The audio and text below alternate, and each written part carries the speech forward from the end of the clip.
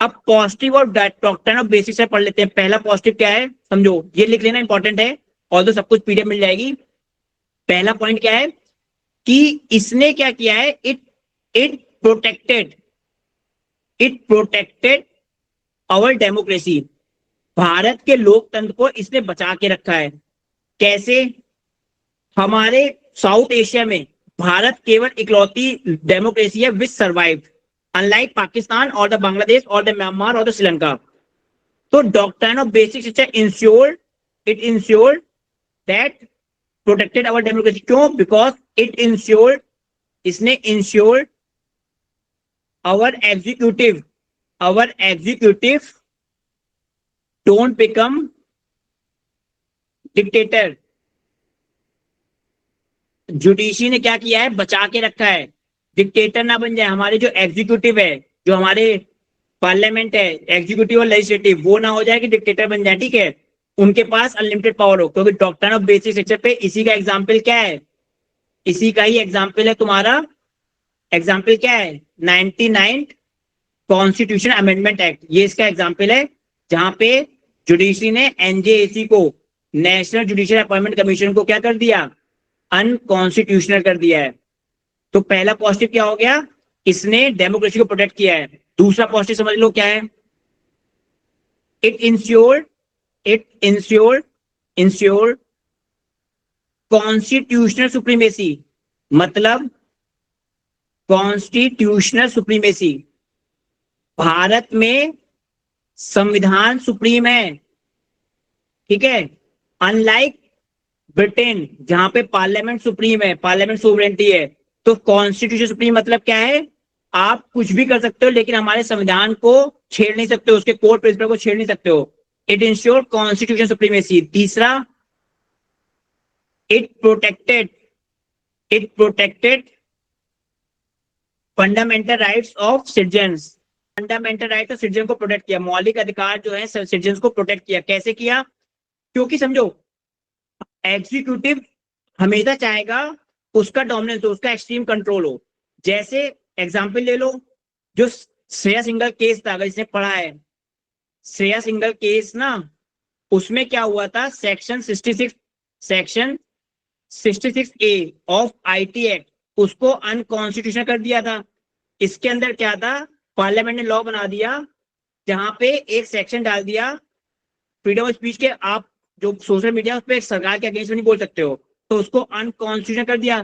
तो यहां से क्या किया, फंडामेंटल राइट्स को प्रोटेक्ट किया। चौथा इसका फायदा समझ लो, इसने क्या किया, जो हमारे जुडिशरी है, जो जुडिशरी है, ठीक है, उसकी कहते ना, उसको दुनिया की, इट मेड स्ट्रॉन्गेस्ट जुडिशरी। ये आपका क्वेश्चन आ भी चुका है मेंस में, स्ट्रॉन्गेस्ट जुडिशरी। इसको समझा देता हूं कैसे। देखो, ब्रिटेन में, यूके में only executive law can be challenge in the judiciary. UK में जो आपकी कार्यपालिका है, उसको ही चैलेंज किया सकता है न्यायपालिका में। क्लियर? यूएसए में you can challenge both executive as well as legislative actions. USA में एग्जीक्यूटिव और लेजिस्लेटिव दोनों के एक्शन को चैलेंज किया सकता है। लेकिन हमारा भारतीय ऐसा है जहां पे even amendment can be challenge, मतलब जो संविधान संशोधन है, even amendment can be challenge, even amendment can be review. ये आपके यूएस और यूके में नहीं है, ठीक है। यूएसए में अमेंडमेंट हो गया, वो जुडिशरी चैलेंज नहीं कर सकती है। ये आपके डॉक्ट्रिन ऑफ बेसिक स्ट्रक्चर की इंपॉर्टेंस है। बट कुछ निगेटिव भी है, निगेटिव बता देता हूं। पहला, नॉट डिफाइंड जो डॉक्ट्रिन ऑफ बेसिक स्ट्रक्चर है, मतलब भारत के संविधान का मूल ढांचा है क्या, ये डिफाइन नहीं किया। इससे क्या होता है, जुडिशरी को क्या मिलती है, अनलिमिटेड पावर मिल जाती है।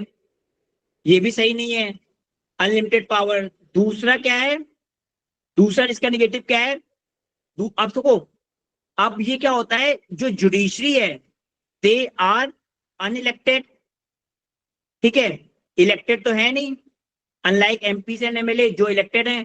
तो जुडिशरी क्या है, अनइलेक्टेड है। अब जो अनइलेक्टेड है, इनकी सुप्रीमेसी हो जाती है। ऑल्दो डेमोक्रेसी में क्या है, जो लोग इलेक्टेड हैं उनकी सुप्रीमेसी होती है, इसको बोलते हैं टायरेनी ऑफ अनइलेक्टेड। जो अनइलेक्टेड, जो कि चुने नहीं है, उनकी टायरेनी हो सकती है, ठीक है। तो जुडिशरी को भी एक तरीके से एक इशू डाल दिया कि ऐसा ना हो कि अनइलेक्टेड के सुप्रीमेसी हो जाए। तीसरा, अभी क्या होता है कि ये क्या होती है, जुडिशरी ना ओवर रीच कर रही है। ओवर रीच का मतलब क्या होता है, वो क्या कर रही है, in the domain of, in the domain of executive, in the domain of executive and legislative, जो एग्जीक्यूटिव एंड लेजिस्लेटिव उनकी डोमेन में इंटरफेरेंस कर रही है। अभी 5 करोड़ से ज्यादा केसेस पेंडिंग है, लेकिन कोई भी काम एग्जीक्यूटिव या लेजिस्लेटिव करेगी उसमें वो इंटरफेयर कर देती है। जैसे अभी जो तमिलनाडु केस वाला था, वहां पे उसने आर्टिकल 142 को यूज कर लिया, जहां पे कंप्लीट जस्टिस है, और वहां से जो बिल पास नहीं हुए थे उनको खुद ही लॉ बना दिया। वो डिबेटेबल इशू है, बट जुडिशरी की अनलिमिटेड पावर होना भी against the principle of constitution है। क्लियर, यहां तक हो गया। अब आपको डॉक्ट्राइन ऑफ बेसिक स्ट्रक्चर पे एंड कैसे करना है। हाँ, डॉक्ट्राइन ऑफ बेसिक स्ट्रक्चर पे क्या है, ये भारतीय डेमोक्रेसी का सेफ्टी वॉल्व है, इसने बचा के रखा है, या नॉर्थ स्टार है।